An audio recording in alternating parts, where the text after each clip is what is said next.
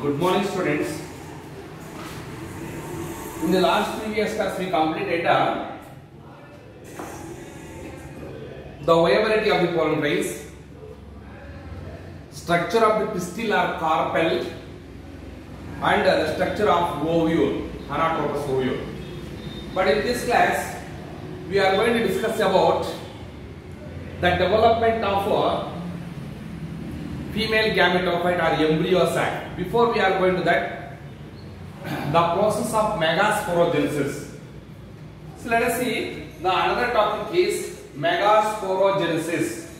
Megasporogenesis. One megasporogenesis. So, the development of megasporangium or female gametophyte or embryo sac. First we complete the megasporogenesis. After that, the development of female gametophyte or embryo sac we can study. Let us see first one, megasporogenesis. What do you mean by this megasporogenesis? The process of development of megasporangia. The process of development of megasporangia. The process of development of megaspore. The process of development of megaspore. Okay. From megaspore mother cell by meiotic cell division were called as megasporogenesis. The process of development of or formation of megaspore from megaspore mother cell, from megaspore mother cell by meiotic cell division. By meiotic cell division were called as megasporogenesis. ನೋಡಿ ಇವಾಗ ಈ ರೀತಿ ಇರುತ್ತೆ megaspore. What do you mean by this megasporogenesis? The process of formation of, ಸರಿಯಾಗಿ ಗಮನ ಕೊಟ್ಟು ಕೇಳಿ, the process of formation of megaspore. Okay, from the megaspore mother cell. Now this is the megaspore mother cell and this is the megaspore. By which division? By meiotic cell division. The process of formation of megaspore from megaspore mother cell, MMC adreno, megaspore mother cell by meiotic cell division were called as megasporogenesis. Now this megasporogenesis occurs. ಎಲ್ಲಿ ನಡೆಯುತ್ತೆ ಇದು? Megasporogenesis that occurs inside megasporangia. Even megasporogenesis ಎಲ್ಲಿ ನಡೆಯುತ್ತೆ? Megasporogenesis that occurs in megasporangia or megasporangium or ovule. Now these ovules ಎಲ್ಲಿರುತ್ತೆ? Ovules are contained inside the ovary. ಇವಾಗ observe here. Now this is the stigma, and this is what style. Okay, style, and this is what ovary. ಈ ovary ಒಳಗಡೆ carpels ಇರುತ್ತೆ, ಈ carpels ಒಳಗಡೆ ovules ಇರುತ್ತೆ. ನೋಡಿ, ಈ ಓವ್ಯೂಲ್ ಈ ಡಯಾಗ್ರಾಮ್, ಈ ಓವ್ಯೂಲ್ ಅನ್ನ ಇಲ್ಲಿ ಎನ್ಲಾರ್ಜ್ ಮಾಡಿ ಬಂದಿದ್ದೀವಿ. ಸೊ ಓವ್ಯೂಲ್ ಒಳಗಡೆ ಅಂದ್ರೆ ಮೆಗಾಸ್ಪೊರಾಂಗಿಯಂ ಒಳಗಡೆ ಮೆಗಾಸ್ಪೋರೋಜೆನೆಸಿಸ್ ನಡೆಯುತ್ತೆ. Megasporogenesis that occurs inside megasporangium or ovule within the ovary. ಈ ಓವರಿ ಒಳಗಡೆ ಓವ್ಯೂಲ್ಸ್ ಇರುತ್ತೆ, ಅಥವಾ ಈ ಓವ್ಯೂಲ್ಗೆ ಮೆಗಾಸ್ಪೊರಾಂಜಿಯಂ ಅಂತ ಕರೀತೀವಿ. ಈ ಓವ್ಯೂಲ್ ಒಳಗಡೆ ಏನಾಗುತ್ತೆ? ಮೆಗಾಸ್ಪೋರೋಜೆನೆಸಿಸ್ ನಡೆಯುತ್ತೆ. Megasporogenesis that occurs inside the megasporangium or ovule within the ovary. Okay, let us see the process of megasporogenesis. ಇವಾಗ megasporogenesis ಗೆ ನಾವು ನೋಡೋಣ ಯಾವ ರೀತಿ ಮೆಗಾಸ್ಪೊರಾಂಜಿಯಂ ನಡೆಯುತ್ತೆ. ಓವ್ಯೂಲ್ ಒಳಗಡೆ ಅಥವಾ ಮೆಗಾಸ್ಪೊರಾಂಜಿಯಂ ಒಳಗಡೆ, inside the ovule or inside the megasporangium, how megasporogenesis takes place. Before we are going to that, you have to study the structure of the ovule. I completed the structure of the ovule in the previous class only. ನೋಡಿ ಇನ್ನೊಂದ್ಸಲ ಅದನ್ನ ನಿಮಗೆ ಪರಿಚಯ ಮಾಡಿಸ್ಕೊಡ್ತೀನಿ. Ovule ತಗೊಂಡಾಗ ಅದಕ್ಕೆ ಫಿನಿಕಲ್ ಇರುತ್ತೆ, body ಇರುತ್ತೆ. ಫಿನಿಕಲ್ and body. ಮತ್ತೆ ಇದಕ್ಕೆ ಎರಡು ಇಂಟಿಗ್ಯುಮೆಂಟ್ಸ್ ಇರುತ್ತೆ. ಒಂದು ಔಟರ್ ಇಂಟಿಗ್ಯುಮೆಂಟ್ ಮತ್ತೆ ಇನ್ನರ್ ಇಂಟಿಗ್ಯುಮೆಂಟ್. ಔಟರ್ ಇಂಟಿಗ್ಯುಮೆಂಟ್ ಮತ್ತು ಇನ್ನರ್ ಇಂಟಿಗ್ಯುಮೆಂಟ್ ಎನ್ಕ್ಲೋಸ್ ನ್ಯೂಸೆಲಸ್ ನೋಡಿ, ಇದನ್ನು ನ್ಯೂಸೆಲಸ್ ಅಂತ ಕರೀತೀವಿ. ಇದು structure of the ovule. Micropylar region, chalazal region ನೋಡಿ, ಇದನ್ನು ಹೇಳ್ತೀನಿ. Funicle, body, outer integument, inner integument, micropylar region, chalazal region and nucellus. ಇದು this is the structure of the ovule. ಇವಾಗ ಓವ್ಯೂಲ್ ಒಳಗಡೆ ಓವ್ಯೂಲ್ ಇನ್ನೊಂದು ಹೆಸರು ಮೆಗಾಸ್ಪೊರಾಂಜಿಯಂ.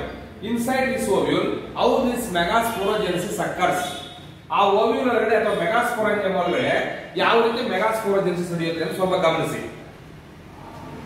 ಸೊ ವಿತ್ ಇನ್ ದ ನ್ಯೂಸಿಲೆಸ್ ನೋಡಿದ್ರೆ the ovule which encloses what nucellus.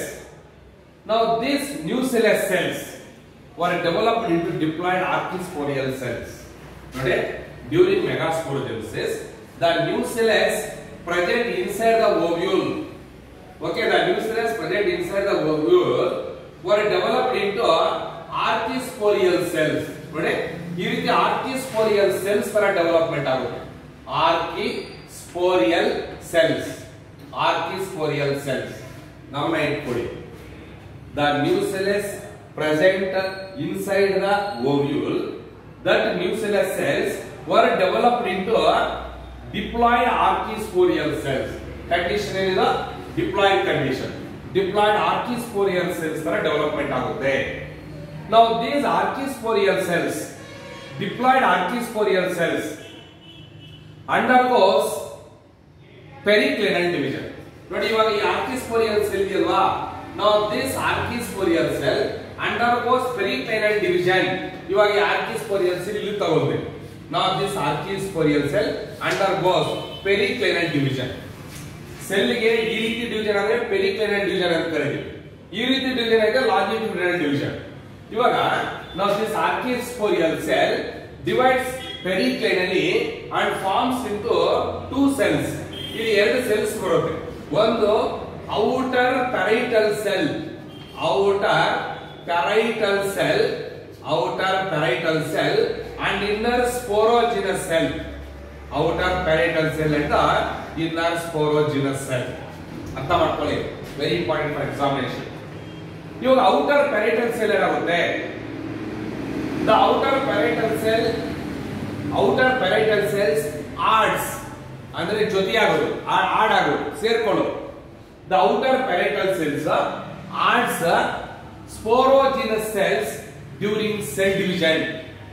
outer parietal cell adds sporogenous mass during cell division. ನೋಡಿ ಇವಾಗ outer parietal cell ಮತ್ತೆ divide ಆಗಿ ಏನಾಗುತ್ತೆ, then outer parietal cells ಬರುತ್ತೆ. ಈ outer parietal cells ಎಲ್ಲ ಯಾವುದು ಕಾರಣ ಆಗುತ್ತೆ ಅಂದ್ರೆ that adds to sporogenous mass. sporogenous mass. ಈ sporogenous mass ಯಾವುದು ಸರ್ ಅಂದ್ರೆ ಇದರಿಂದ ಬರುತ್ತೆ, sporogenous cell ಇಂದ ಬರುತ್ತೆ. okay, with outer parietal cells which adds sporogenous mass, okay, during cell division. cell division ಆಗ್ತಾ okay ಎಲ್ಲ sporogenous mass ಗೆ ಆಡ್ ಆಗುತ್ತೆ. the inner sporogenous cell ಮತ್ತೆ inner sporogenous cell ಇದೆಯಲ್ವಾ, now this inner sporogenous cell were developed into megaspore mother cell. ಇವಾಗ ಇದೇನಾಗುತ್ತೆ, megaspore mother cell ತರ development ಆಗುತ್ತೆ. now it is developed into what, megaspore mother cell. ನೋಡಿ megaspore mother cell ಬಂತು. now this megaspore mother cell undergoes meiotic division.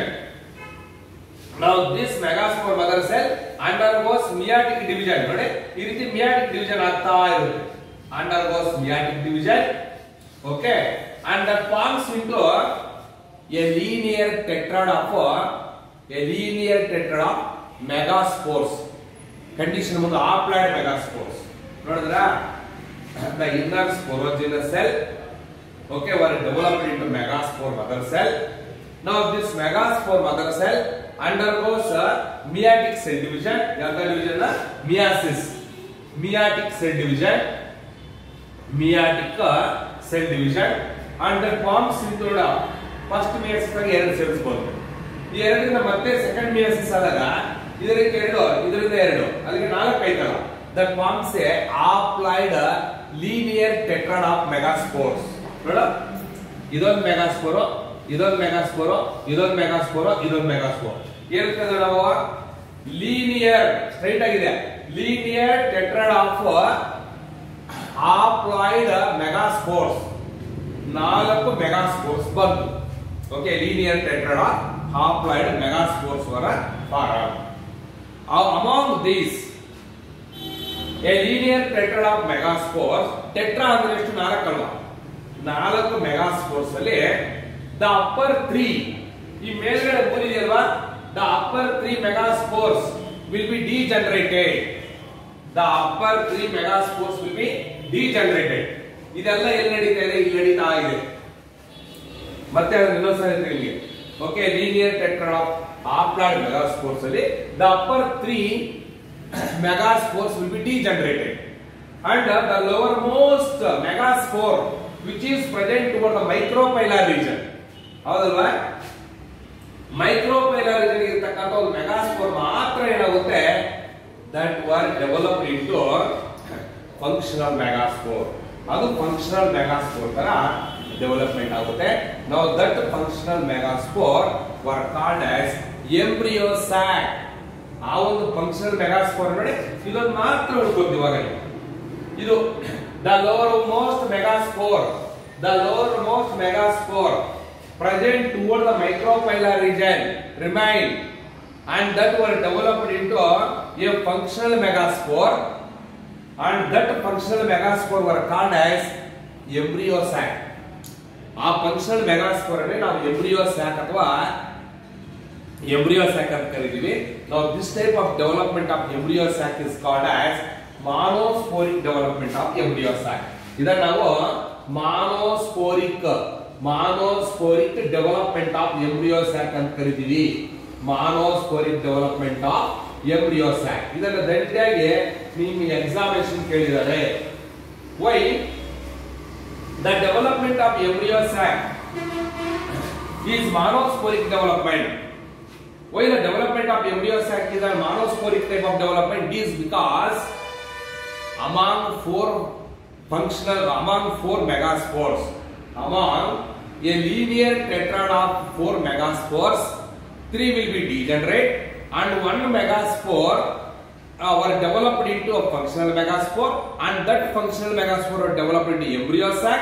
ಅಂದ್ರೆ only 1 megaspore were developed into embryo sac. No, hence this type of development of embryo sac is called as monosporic type of development ಅಂತ ಕರೀತೀವಿ. ನೋಡಿ, ಇವಾಗ clean ಆಗಿ ಅರ್ಥ ಮಾಡ್ಕೊಳ್ಳಿ. First definition ಹೇಳ್ತೀನಿ. ಮೆಗಾಸ್ಪೋರೋಜೆನಿಸಿಸ್.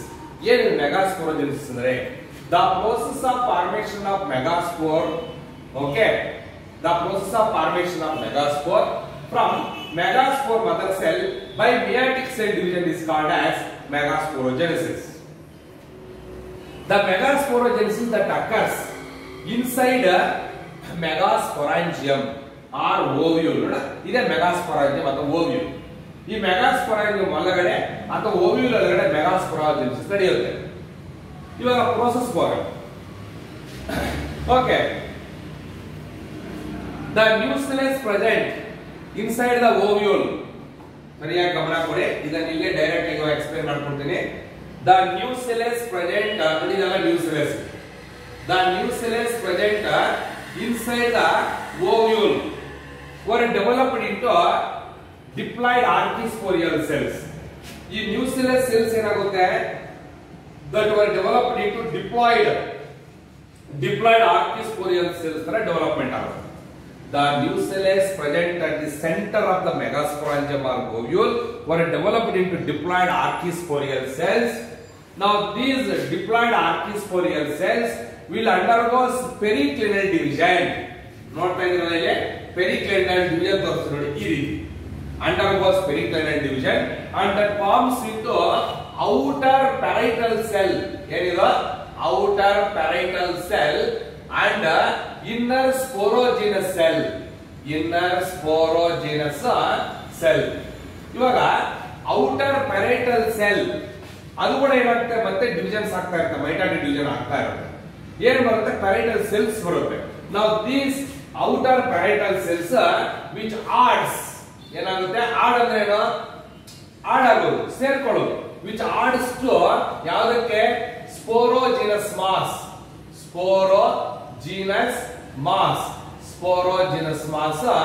During cell division ಈ ಔಟರ್ ಪ್ಯಾರಿಟಲ್ ಸೆಲ್ ಹಂಗೆ ಸೆಲ್ ಡಿವಿಷನ್ ಆಗ್ತಾನೆ ಇರುತ್ತೆ ಸೆಲ್ ಡಿವಿಷನ್ ಆಗಿ ಏನಾಗ್ತಾ ಇರುತ್ತೆ ಹೊಸ ಪ್ಯಾರಿಟಲ್ ಸೆಲ್ಸ್ ಬರ್ತಾ ಇರುತ್ತೆ ಔಟರ್ ಪ್ಯಾರಿಟಲ್ ಸೆಲ್ಸ್ ಬರ್ತಾ ಇರುತ್ತೆ now these parietal cells which add to sporogenous mass of cells outer parietal cells which adds to sporogenous mass during cell division ಇವಾಗ ನಿಮಗೆ ಡೌಟ್ ಬರುತ್ತೆ ಈ ಸ್ಪೋರೋಜಿನಸ್ ಮಾಸ್ ಸೆಲ್ಸ್ ಎಲ್ಲಿರುತ್ತೆ ಎಲ್ಲಿಂದ ಬರುತ್ತೆ ಅಂದ್ರೆ ನೋಡಿ ಇನ್ನರ್ ಸ್ಪೋರೋಜಿನಸ್ ಸೆಲ್ ಇದೆಯಲ್ಲ ಈ ಇನ್ನರ್ ಸ್ಪೋರೋಜಿನಸ್ ಸೆಲ್ ಇದ್ರೆ ಸ್ಪೋರೋಜಿನಸ್ ಮಾಸ್ ಬರ್ತಾ ಇರುತ್ತೆ ಇವಾಗ ಈ ಸೆಲ್ಸ್ ಗಳು ಇದಕ್ಕೆ ಆಡ್ ಆಗ್ತಾ ಇರುತ್ತೆ ಅಷ್ಟೇನೆ ಓಕೆ ಇವಾಗ ಇನ್ನರ್ ಸ್ಪೋರೋಜಿನಸ್ ಸೆಲ್ ಏನಾಗುತ್ತೆ ನೋಡೋಣ ನಾವು inner ಸ್ಪೋರೋಜಿನಸ್ cell were developed into megaspore mother cell ನೋಡ now this inner sporogenous cell were developed into megaspore mother cell ಆಗುತ್ತೆ it is developed into megaspore mother cell MMC megaspore mother cell now this megaspore mother cell undergoes meiosis ನೀವು ಸರಿಯಾಗಿ ಅರ್ಥ ಆಗಿದ್ರೆ ಮಿಯಾಸಿಸ್ ಅಲ್ಲಿ first ಮಿಯಾಸಿಸ್ ಮತ್ತೆ second ಮಿಯಾಸಿಸ್ ಇದೆ okay ಇವಾಗ now this sporogenous cell is inner sporogenous cell now this inner sporogenous cell undergoes inner sporogenous cell were developed into megaspore mother cell and this megaspore mother cell okay undergoes meiosis ನೋಡಿ first ಮಿಯಾಸಿಸ್ ಆದಾಗ ಏನಿದು ಮಿಯಾಸಿಸ್ 1 ಆದಾಗ ಎಷ್ಟು ಬರುತ್ತೆ ಎರಡು ಮೆಗಾಸ್ಪೋರ್ಸ್ ಬರುತ್ತೆ ಮತ್ತೆ ಈ ಮೆಗಾಸ್ಪೋರ್ಸ್ ಮತ್ತೆ ಸೆಕೆಂಡ್ ಮಿಯಾಸಿಸ್ ಆದಾಗ ಮಿಯಾಸಿಸ್ 2 ಆದಾಗ ಮತ್ತೆ ಇನ್ನೆರಡು ಬರುತ್ತೆ ಏನು ಮೆಗಾಸ್ಪೋರ್ಸ್ ಈ ನಾಲ್ಕು ಸೇರ್ಕೊಂಡು ನೋಡಿ 1 2 3 4 so by at the end of meiosis 4 are a linear tetra ಅಂದ್ರೆ ನಾಲ್ಕು a linear tetrad of megaspores were formed ನೋಡಿ the inner sporogenous cell were developed into megaspore mother cell now this megaspore mother cell undergoes meiosis and that forms into a linear tetrad of haploid megaspores linear tetrad of haploid ಗೆ symbol ಇದು haploid megaspores were formed haploid megaspores were formed ಏನಿದು linear straight ಆಗಿ tetrad ನಾಲ್ಕು megaspores ಸೇರ್ಕೊಂಡು ಒಂದು linear tetrad of megaspores were form linear tetrad of haploid megaspores were form ಮತ್ತೆ ಏನಾಗುತ್ತೆ 3 ಮೆಗಾಸ್ಪೋರ್ಸ್ will be ಡಿಜನರೇಟೆಡ್ ಯಾವುದು ಅಪ್ಪರ್ 3 ಮೇಲ್ಗಡೆ 3 ಮೆಗಾಸ್ಪೋರ್ಸ್ ಇದೆಯಲ್ವಾ so upper 3 haploid megaspores will be degenerated and the lowermost megaspore which is present toward the micropylar region ಇರತಕ್ಕಂತ ಒಂದು megaspore ಮಾತ್ರ ಹಂಗೆ ಉಳ್ಕೊಳ್ಳುತ್ತೆ so only one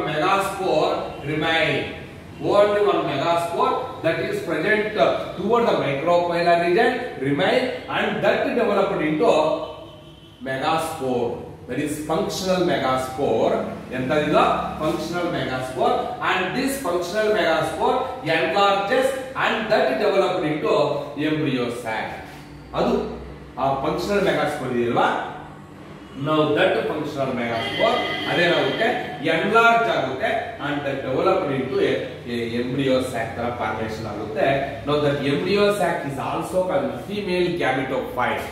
Now this type of development of embryo sac from only one megaspore, yes, this type of development of embryo sac from only one megaspore is called as monosporic development. Adana monosporic development of embryo sac anta karidhivi. So that completes megasporogenesis and development of embryo sac. Thank you.